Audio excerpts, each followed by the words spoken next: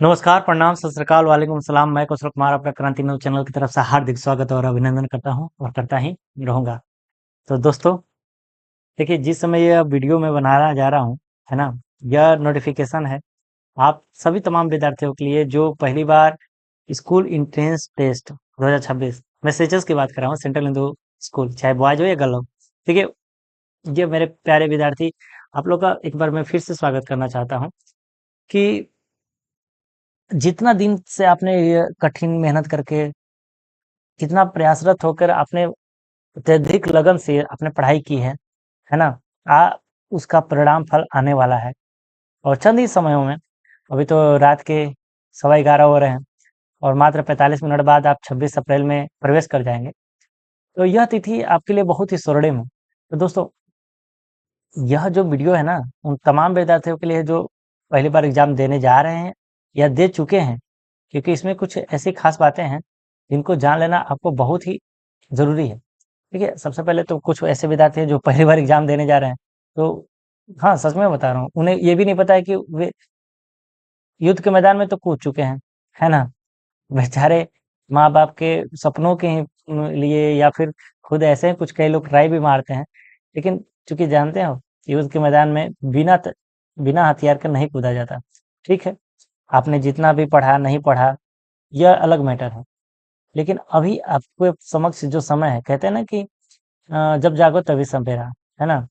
तो जिस प्रकार मैं तो मेरी तो यही है, भगवान से कामना है कि भाई देख जिस तरह से अंधेरे को चिरते हुए सूर्य की किरणें हमारे जगजीवन को अंधेरे से उजाले की तरफ ले जाती है, अंधकार को दूर करती है, उसी प्रकार कल का जो सूर्योदय होगा आपके लिए, आपके जीवन के लिए, आपके तमाम जो सपने हैं उन सबों को, उस कठिन बाधाओं को दूर करते हुए, कठिनाइयों से पार पाते हुए आपको जीवन में एक मुकाम तक ज़रूर ले जाए, जिनको जिनके लिए आप देखिए आप बहुत नादान बच्चे हैं, है ना?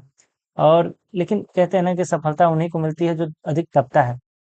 तो मेरा तो यही है इच्छा है कि आप सभी के लिए मैं बोल रहा हूँ, यह देखिए ये परीक्षा है, ये जीवन की परीक्षा नहीं है।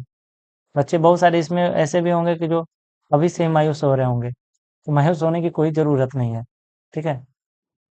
जैसे आप लोग नहीं होता है कि कभी आपके मतलब कि रोज़मर्रा जीवन में ही कभी कोई आपको चैलेंज कर देता है, तो आप तुरंत तैयार हो जाते हो, हाँ, हाँ, हम भी देख लेंगे, चंद सेकंड में ही, है ना?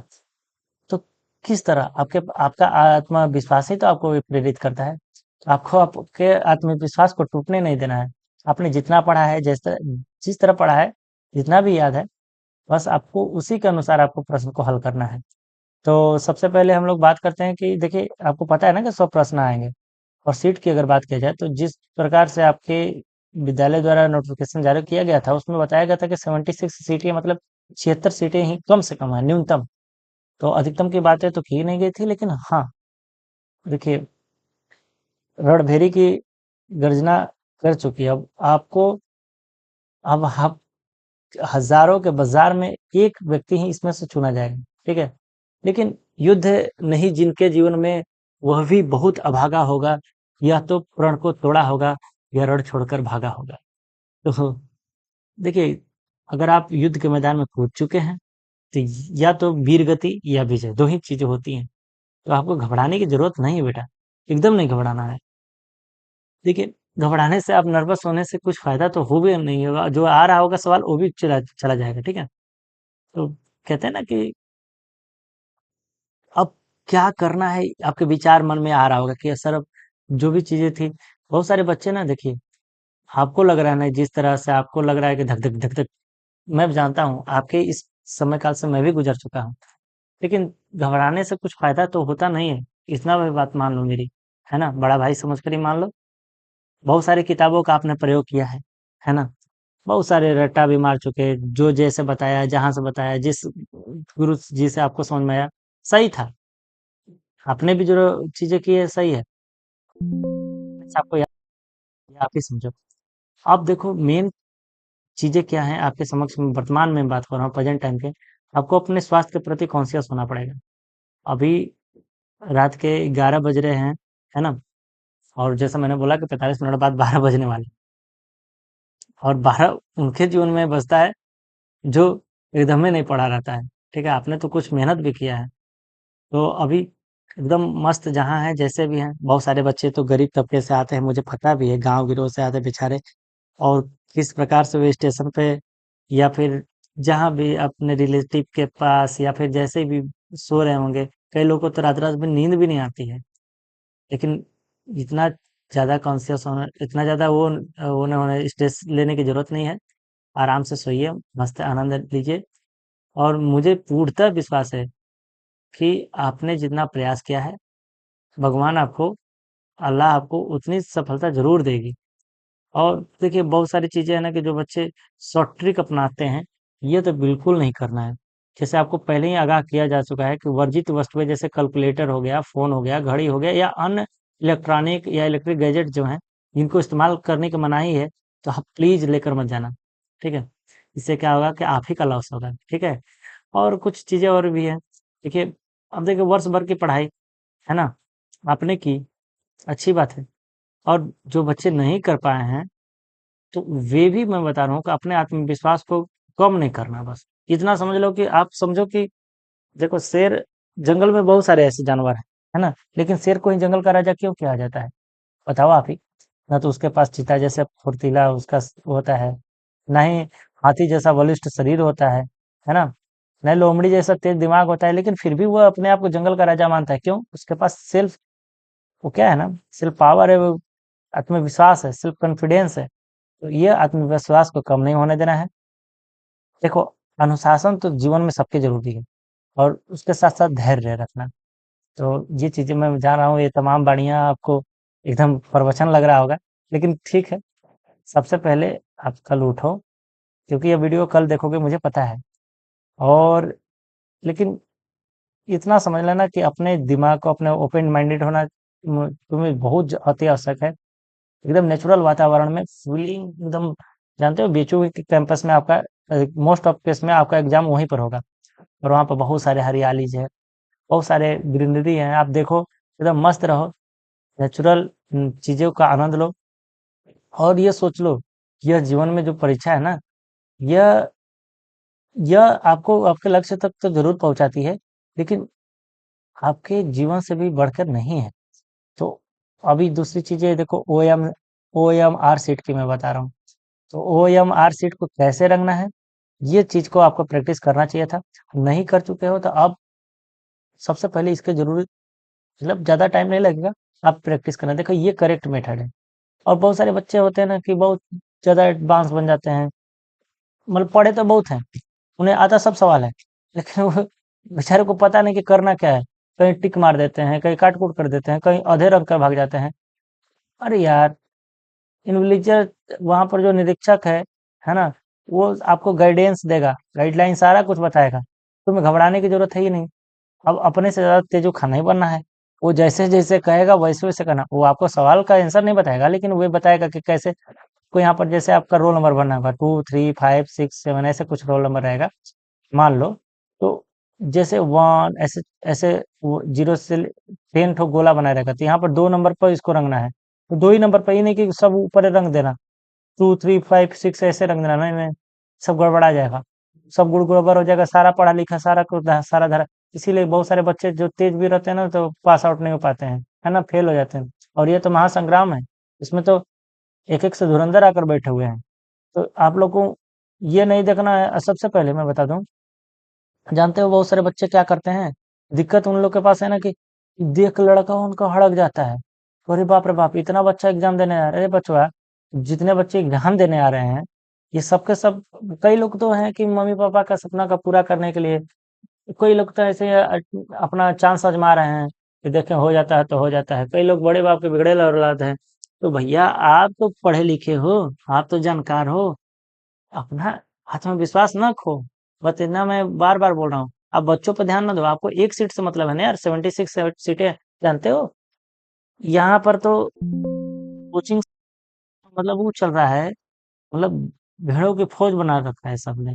अब समझ लो कि हर एक कोचिंग के बाहर आप देखोगे ना, से तो हज़ारों कोचिंग आपको बनारस में ही मिल जाएँगे मेरे दोस्त।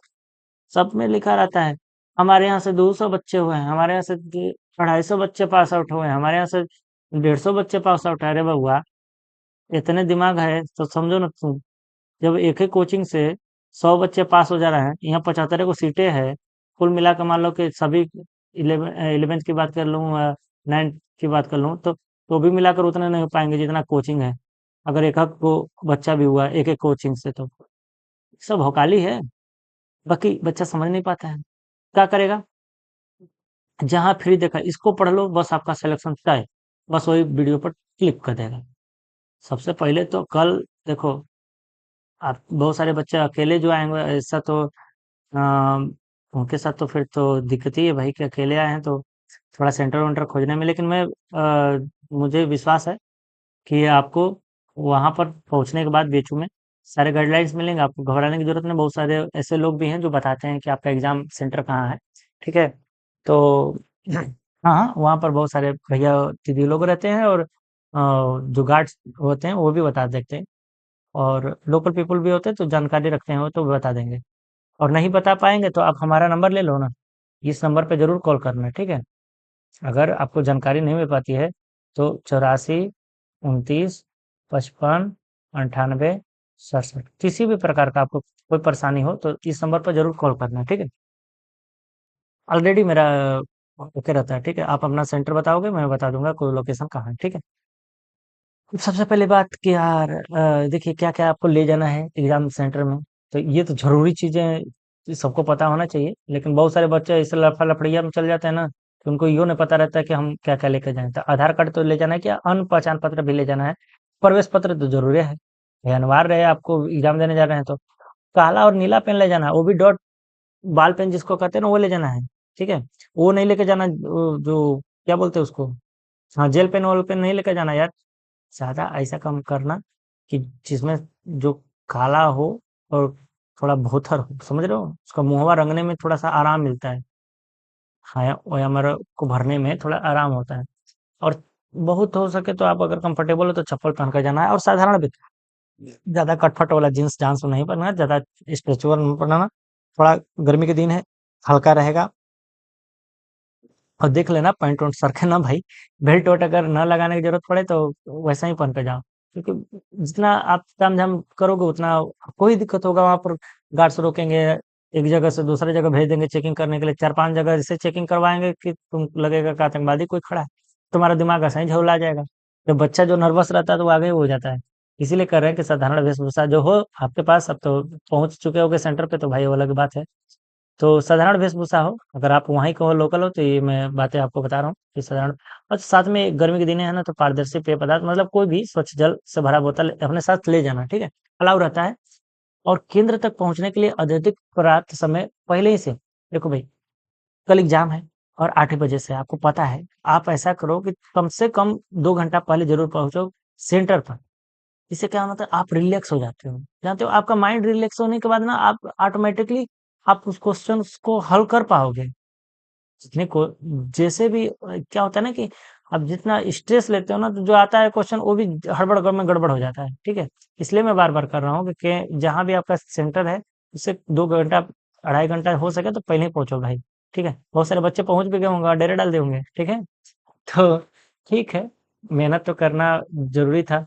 और देखिए, सेंट्रल परीक्षा हॉल में इन्विजिलेटर जो होता है ना, परीक्षक होता है ना, वो बताता रहता है सारे गाइडलाइंस, तो उसके बातों को सुना करो। और ऊपर तो ठडाई बैठा ही है, इसको निगलेक्ट मत करना, ठीक है? और जो लड़का नहीं है, देखो, परीक्षा में ना, एक बात बताएं, घबराने से नहीं होता है। तुम सवाल को जो पहले आ रहा है उस सवाल को पहले करो। जो सवाल तुम्हें मतलब जैसे लग रहा है 100 तक क्वेश्चन है, तो 100 क्वेश्चन को एक सरसरी निगाहों से देखते ही चले जाओ। जो क्वेश्चन आ रहे हैं उस पे एक डॉट पेन से उस पर डॉट मार दिया करो, मतलब उसी क्वेश्चन पेपर पे भी मार दोगे तो कोई चलेगा, कोई दिक्कत नहीं। हल्का सा बस मारना, ताकि उस पर्यवेक्षक को ना पता चले। तो हल्का सा डॉट मार देना जो आंसर है। और अपने से आराम से जो भी समझ में आ रहा होगा ना, सबसे पहले जो तुम्हें आसान लग रहा होगा उसको करना है, और करते जाना है और गोला भी रखते जाना है। सबको भर, नहीं तो ऐसा नहीं करना कि बस सब डोटे मारते चले जाना है और वो हमारी सीट बाद में भरना है।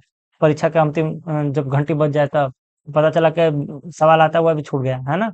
ऐसा काम नहीं करना है, रटते भी जाना है और बता अच्छा सुनो, एक बार ऐसे जानते हो लगभग 60 क्वेश्चंस ऐसे होते हैं, जो सेटर जो तैयार करता है ना, वो जानता है कि 60 क्वेश्चंस कम से कम वो मॉडरेट ही रखता है, ज़्यादा टफ नहीं रखेगा। देखो बाजी किसमें होती है? वही 20 क्वेश्चंस के लिए।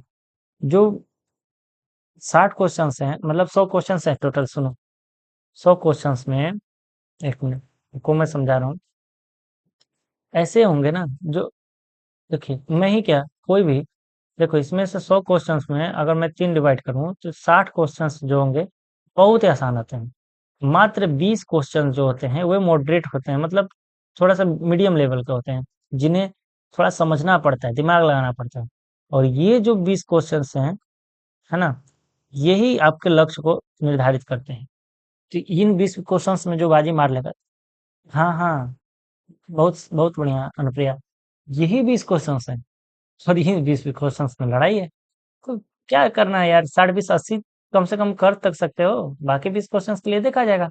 पहले आपको जो सवाल समझ में आ रहा है, अब नहीं है पढ़े हो तो भैया पंखा ना देखोगे ऊपर, तब तो कहोगे सर जो ब्रेन छिल रहा है, तो अपने तो डिस्टर्ब होगे, सतवा सतवा 4 लोग को और डिस्टर्ब करोगे ना, तो ऐसा काम नहीं करना मेरे भाई, ऐसा काम नहीं करना मेरे दीदी। आपको जो आ रहा है चुपचाप, नहीं आ रहा है उसको पढ़ो, एक दो बार 3 बार पढ़ोगे ना तो समझ में आएगा, जरूर आएगा। और देखो भाई, आज के डेट में कोई फ्री में कोई चीजें प्रोवाइड नहीं कराता है ना? आज के डेट में फ्री में कोई बुखार नहीं देगा। लेकिन मेरा तो आप लक्ष्य यही है कि आप लोग को जैसे भी हो, है ना, आपके मंजिल तक पहुंचाने का मेरा, मैंने म, जानते हो, जो जिस कठिनाई से गुजर चुका है ना, उस दर्द को समझता है। मैं भी किसी न किसी टाइम पीरियड में आपके ही जैसा था, और मैं उस काम में टांग नहीं अड़ाता मेरे दोस्त, जिसके बारे में मुझे जानकारी ना हो। समझ रहे हैं आप? हाँ हाँ, तो देखिए, अब जहाँ लड़का देख लेता है फ्री, तो बस फ्री हो जाता है कि चला कुछ ना तो सिलेंडर तो मिलेगा ना रे भाई, देखो ही थंबनेल हम लगाते नहीं है, किसने बना के दे दिया, हमने लगा दिया। देखो भाई, ये फ्री के चक्कर में जाना, जानते हो बहुत चीजें नुकसान भी होते हैं। इसको पढ़ लो, बस ई वीडियो देखो, आपका सारा सपड़ा साफ, अरे बबुआ एक वीडियो देख लो, ये कर लो वो कर लो, देखो बहुत सारी चीजें हैं कि ई किताब पढ़ लो, बहुत सारी चीजें आपने पढ़ा है। और देखना, वो चीजें आपके जीवन में तभी काम आएंगी जब आप उसको आत्मसात करते हो। जो पूरा थ्योरी पढ़ा होगा, जिसका कॉन्सेप्ट पूरा क्लियर होगा, तो वही बाजी मारेगा, ठीक है? तो ताकि ये सब चीजें ये तो ऐसे लगा दिया मेरे भाई सिलेंडर विलेंडर, देखो महंगाई की मार है, फिर भी सब बेचा रहे हैं, है ना? लेकिन यहाँ पर आपको सिलेंडर तो नहीं मिलेगा, लेकिन फ्री में आपको पीडीएफ नोट्स लेक्चर, और हमारी जो यूट्यूब चैनल है ना, इसको सब्सक्राइब करिए, क्रांति न्यूज बाय कौशल कुमार। देखिए यहाँ पर मैंने अपना नंबर भी दे दिया है, अगर आपको लिंक नहीं मिल रहा होगा तो इस पर आप थोड़ा सा मैसेज करना, मैं आपको लिंक दे दूंगा, ठीक है?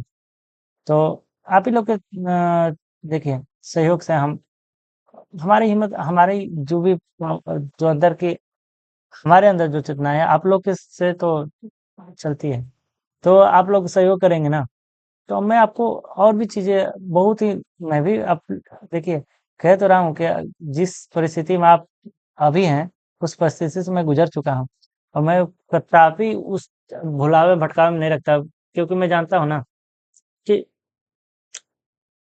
ये सब चीजें व्यूज देकर जो देखता है ना भाई, देखो हीरा की परख चोरी को ही होती है। अगर आपको जहां से भी जैसे भी चीजें जिन गुरु से, भाई बहन से, जैसे भी समझ में आ रहा है उससे आप पढ़ो, कोई दिक्कत नहीं है। लेकिन देखो आप सतर्क रहो, जानते हो जमाना बहुत वो हो चुका है, तो उसमें पग पग पे खतरा है, आपको सतर्क रहना ही जरूरी है। सावधानी हटी तो दुर्घटना घटी। तो मैं तो जो चीजें हैं, खुली किताब जैसा मेरा जीवन है, जो चीजें हैं मैं सामने बोल देता हूँ, और मेरा यही लैंग्वेज है भाई। और हाँ, ठेठ देती देसी भाषा है मेरा, बस यही है कि आप लोग के प्यार से मैं जैसा भी चल रहा है चल रहा है। लेकिन अगर आपका सहयोग रहा ना, तो आपको बहुत सारी चीजें मैं यूट्यूब पर प्रोवाइड कराता हूँ। आप ये मेरा चैनल है, ये मेरा लोगो है, आप इसी लोगो पर जाकर क्लिक करिए, और बहुत सारी चीजें आपको जानने को मिलेंगी। ठीक है, आज का तो केवल नोटिफिकेशन था, और दो चार क्वेश्चन ऐसे घालू गुटी में लेकर आया हूँ, देखना आएगा तो ज्यादा ठीक है, नहीं आएगा तो ठीक है, ऐसे ही ला दिया हूँ आपके लिए, ठीक है? तो देखिए सबसे पहले मैं कुछ भूगोल से क्वेश्चन लाया हूँ जो पिछले साल आए थे 2024 में। तो देखिए क्या है, भारतीय मानक समय रेखा ग्रीनविच समय से कितना आगे है। अब जानता है जो बच्चा पढ़वे नहीं किया है तो उसको ग्रीनविच ना समझ में आएगा। तो इसके लिए आप जाओ, मेरा चैनल पे है, कुछ वीडियोस पढ़े हैं भूगोल के, आप जाकर देखो, ठीक है। ग्रीनविच देखो क्या है ना कि आप जानते हो कि हमारी जो पृथ्वी है, एक मिनट दूसरा कलर ले लें, तो हल्का सा मैं हाईलाइट दे दे रहा हूँ। तो पृथ्वी है, तो आपको पता है यह जो ऐसे लेटी हुई रेखाएं हैं जिसको हम इंग्लिश में लैटिट्यूड बोलते हैं, है ना, हिंदी में अक्षांश बोलते हैं, जो 0 डिग्री है ना, यक्ष अक्ष के समानांतर होती हैं, ये अक्षांश है। ऊपर 90 डिग्री तक और नीचे 90 डिग्री तक, है ना। और कुछ ऐसी भी रेखाएं जो खड़ी खड़ी होती हैं, लंबा लंबा, लॉन्गिट्यूड जिसको हम कहते हैं ना, लॉन्गिट्यूड। तो जानते हो टोटल, आप बताओ एक सर्किल में टोटल कितने कोण होते हैं। तो पूरा जीरो से लेके इधर तक जाओगे तो 180, इधर से जाओगे तो 180, पूरा 360 डिग्री का होता है। जो 0 डिग्री है ना, 0 डिग्री, उसी को प्रमुख यमोत्तर बोलते हैं। और जानते हो कहीं से भी आप काटोगे, जैसे तरबूज है, कहीं से भी काटोगे तो वो तो बन ही जाएगा ना। तो ये उस समय अंग्रेजों का राज चलता था, तो वो अंग्रेज जो थे ना, वो इंग्लैंड में तो अपने ही वहाँ एक वेधशाला था ग्रीनविच में, तो उसी जगह से वो निकाल रहे थे। तो उसी वेधशाला के नाम पर उसका नाम पड़ गया ग्रीनविच समय, ठीक है ना, समय रेखा। तो ग्रीनविच समय रेखा जिसको बोलते हैं ना 0 डिग्री, और एक होता है 360 डिग्री, ठीक है। तो जिसे तिथि और दिनांक का निर्धारण होता है, और इस 0 डिग्री से क्या निर्धारण होता है, समय का निर्धारण होता है ना। तो अब पूछ रहे हैं कि भारतीय मानक समय रेखा, जो भारत का मानक समय रेखा जानते हो 82.5 डिग्री है। भारतीय समय मानक रेखा 82.5 डिग्री है, को पता है? नहीं पता है ना। जब आप भारत पढ़ोगे ना, भारत, तो आपको याद होना चाहिए। थोड़ा सा नक्शा इधर हो गया, 68 से लेके 97 डिग्री 6 मिनट तक होता है। तो 68 से 97 के बीच में हमारा भारत का देशांतरीय विस्तार है। और यहाँ से ऐसे अगर इसका मध्य निकालोगे तो 82.5 डिग्री आएगा। ये 82.5 डिग्री जानते हो 5 राज्यों से जाता है। इसका भी ट्रिक हमने बताया था। उत्तर में मधुमक्खी का छाता उड़ाया अंधे ने, ठीक है। तो उससे उत्तर प्रदेश, म से मध्य प्रदेश, छ से छत्तीसगढ़, ऊ से उड़ीसा, और आ से आंध्र प्रदेश, ठीक है। 3-5 राज्यों से जाती है। तो ये चीजें आपको आना चाहिए। और 5 घंटे 30 मिनट आगे है, ठीक है। तो ये क्वेश्चन का यही आंसर होगा कि 5:30। जानते हो ऐसा, आप अगर आपके पास ये क्वेश्चन आएगा तो आप इतना तो समझना कि ये जो 4 घंटा 30 मिनट लिखा है, 4 घंटा 10 मिनट, देखो 4 घंटा 4 घंटा 4 घंटा लिखा है ना, मोस्ट ऑफ केस में ना तुमको नहीं भी पता रहेगा ना, तो ये जाना कि जो अलग होगा ना खासकर वही आंसर होता है, ठीक है। ऐसा चीजें होती हैं, तो देखना। और अपना दिमाग, कॉमन सेंस जरूर लगाना, ठीक है। देखो 26 फरवरी 2019 को भारत ने पाकिस्तान के विरुद्ध किस जगह पर हवाई हमला किया था। या तो 26 फरवरी को, 26 फरवरी से महज 12 दिन पहले, सॉरी, 12 दिन पहले, 12 दिन अगर पहले करोगे तो 14 फरवरी जिसको आप मनाते हो, है ना, वैलेंटाइन डे। लेकिन बहुत सारे लोग जिन्हें जानते होंगे ना, उस वो चीजें जानते होंगे कि हमारे देश पर उस दिन कितना पुलवामा में हमारे जवान शहीद हुए थे। और इसलिए उनके लिए वैलेंटाइन फैलेंटाइन कुछ नहीं है। उनके लिए तो यही हमारी वो होती है कि भाई देखिए कितना मेहनत के बावजूद आदमी प्रयास करता है तो एक नौकरी पाता है। और नौकरी तो पाता है, खैर, वो अपने के लिए। लेकिन ये जो नौकरी है ना, जो सेना में जो सैनिक होते हैं ना, जवान होते हैं ना, ये केवल अपने लिए नहीं जीते हैं भाई। अपने लिए तो जीता है सब कोई, ये तो देश के लिए जीते हैं। इसलिए तो देश इनके लिए जीता है, और जीता ही रहेगा। क्योंकि मरते तो हम जैसे लोग हैं, ये लोग तो अमर हो जाते हैं, ठीक है। तो पुलवामा में जो हुआ था ना हमला, उसी का सर्जिकल स्ट्राइक बालाकोट में किया गया था। तो यही बालाकोट में सर्जिकल स्ट्राइक हुआ था 2019, ठीक है। तो उस समय करंट था। अभी क्या पूछेगा, जानते हो अभी क्या पूछेगा? जानते हो 2025 में अभी कौन सा घटना हुआ है, आपको पता है ना? पहलगाम में आतंकवादियों ने कितने लोगों को मारा? 26 लोगों को मारा। और ये डेट याद रखना, अभी तो हाल ही में गुजरा है ना, 22 अप्रैल 22 अप्रैल 2025 को कौन सा हुआ था पहलगाम में?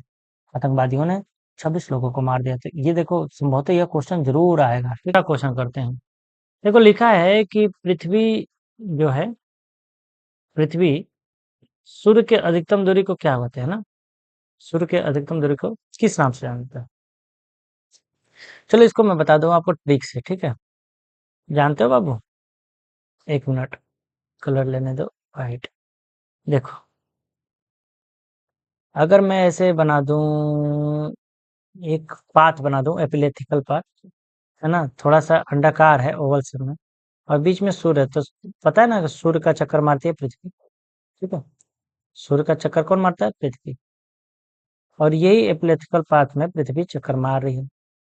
तो जानते हो, एक समय ऐसा आता है कि जब पृथ्वी, देखो ये भी पृथ्वी है, ऐसे चक्कर मारे, ऐसे चक्कर मार रही है, ऐसे चक्कर मार रही है।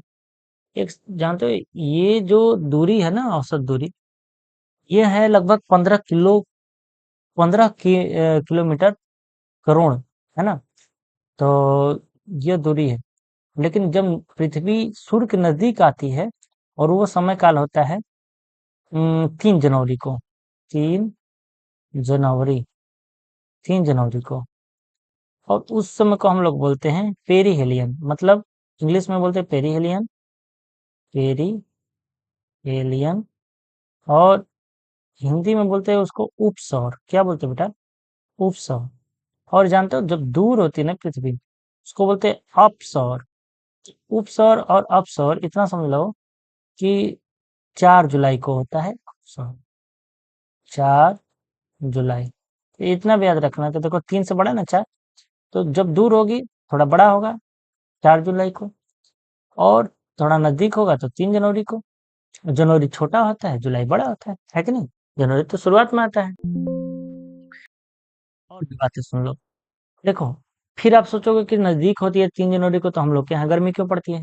क्योंकि हम लोग उत्तरी गोलार्ध में है ना, उत्तरी गोलार्ध में अभी पृथ्वी इस समय काल में है 4 जुलाई को। अच्छा, इसको हमने क्या बोला? अपसौर। देखो नजदीक होता है, गर्मी पड़ता है, तो उसको बोलते हैं उफ, उफ, उफ, बहुत गर्मी है, तो इसको अप कर दिए, मतलब पहुंचा दिए, ठीक है, ऊपर कर दिए, ये बात है। तो याद रखना।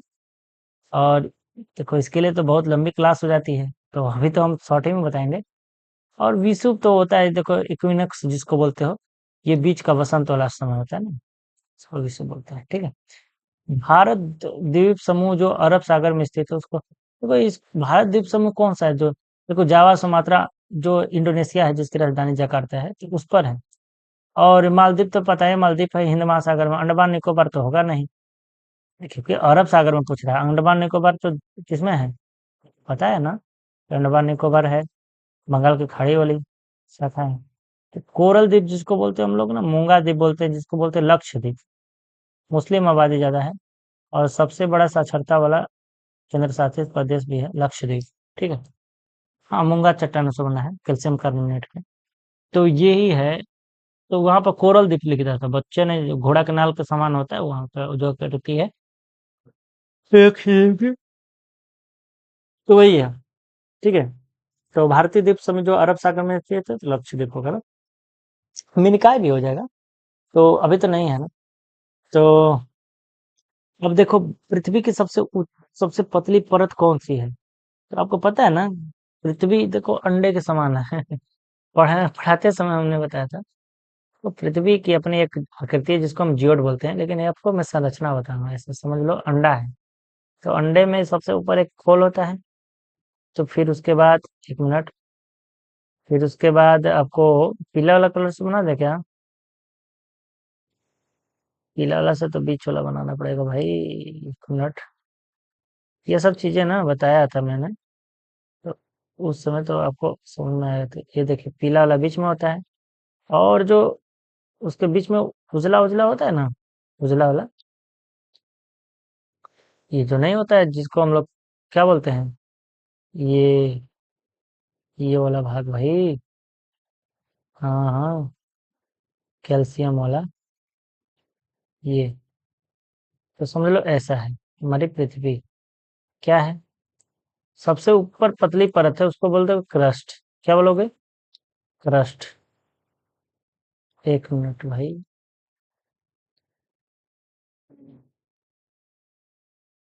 ये ऊपर वाली परत को क्या बोलोगे? क्रस्ट। फिर बीच वाले परत को क्या बोलोगे? मेंटल। मेंटल माने पागल मत समझना ना। हाँ, मेंटल। एक मिनट। Crust mantle. और ये हो गया सबसे अंतिम वाला कोर। तो 3 भाग है ना? क्रस्ट, मेंटल और कोर। तो आपको बस सीमा, सिलिकॉन और मैग्नीशियम, सियाल, सिलिकॉन और एल्यूमिनियम, और नीफे, निकल और फेरस। ठीक है, फेरस माने लोहा। तो ये तो आपको चीजें पता होनी चाहिए थी ना। 2900 किलोमीटर मेटल है। तो फिर इस पृथ्वी की सबसे पतली परत क्या हो गई? क्रस्ट हो गई। ठीक है। ऋग्वेद में गायत्री मंत्र लिखा है कौन सा? देखो, आपको ट्रिक बताया था। ऋग्वेद में पूरे 10 ठो हैं, है ना, मंडल। और इसमें आपको बताएंगे कि 7वें मंडल में दशराज युद्ध का प्रयोग किया गया है। गायत्री मंत्र का प्रयोग है, देखो, गायत्री 3। ठीक है, 3 याद रखना। तो तीसरे मंडल में है ना, तीसरे मंडल में, तृतीय मंडल। अच्छा, एक क्वेश्चन और भी है। इनकलाब जिंदाबाद का नारा किसने दिया? तो इनकलाब जिंदाबाद का नारा आपको तो पता है, बच्चे बच्चे के जवान पर आता है, भगत सिंह, भगत सिंह, है ना। लेकिन आता है 2024 में क्या कह दिया तू? 2024 में भगत सिंह वाला ऑप्शन नहीं दिया था। और बहुत सारे बच्चे हो गए फेल। अब वो कहने के नहीं सर, क्वेश्चन है गलत है। अरे बाबू, क्वेश्चन नहीं गलत है, और तुम लोग को समझ में नहीं आया। भगत सिंह ने बोला था साम्राज्यवाद का नाश हो। ठीक है। और 8 अप्रैल 1929 को उन्होंने केंद्रीय 18 सॉरी 8 अप्रैल 1929 को केंद्रीय विधानसभा में उन्होंने क्या फेंका था? बम। लेकिन ये जो कि किसने बोला था कि क्या बोल रहे हैं अभी? इनकलाब जिंदाबाद। तो ये नूहानी ने दिया था। भगत सिंह ने इसका प्रयोग किया था। ठीक है। जैसे आईएनएस को बोला जाए कि आईएनए किसने बनाया, तो ये चीजें होती है ना कि ऐसा होता है कि बोलने वाला दूसरा बोलता है ना। तो इतना याद रखना, भगत सिंह केवल इसको बोले थे। और उनका नाम था, का ऑप्शन था उसमें नुहानी करके, है ना। मुझे उनका नाम याद नहीं आ रहा है बेटा, लेकिन आएगा तो मैं बता दूंगा। ठीक। तब तक के लिए दीजिए इजाजत। नमस्कार। धन्यवाद। हसरत नोहानी। ठीक है। तो चलिए मिलेंगे। तो एग्जाम दे लीजिए।